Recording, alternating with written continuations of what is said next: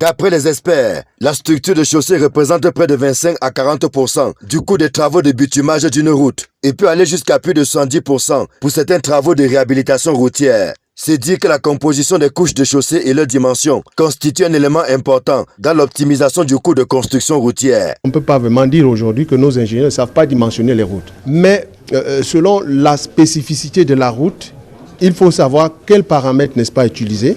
Comment mettre en œuvre la réalisation, c'est-à-dire contrôler pour que ce qui a été dimensionné soit réalisé et au bout du compte, suivre, n'est-ce pas, la route. Parce que les moindres dégradations d'aujourd'hui, ce sont les grosses dégradations de demain. Donc il faut aussi plaider pour un suivi d'entretien suffisamment bien maîtrisé.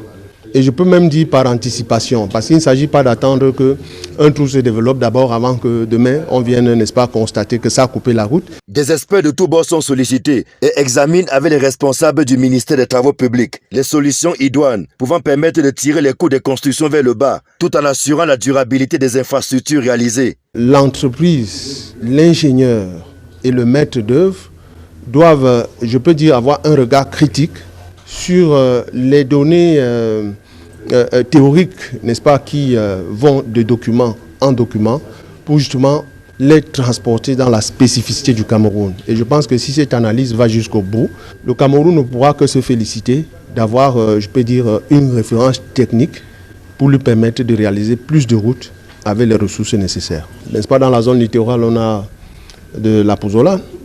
Dans la zone du nord et de l'extrême nord, on a du sable.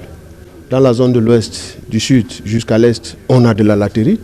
Donc tout ça, c'est autant de forces que nous disposons. Donc, des réflexions qui vont se poursuivre au ministère des Travaux publics.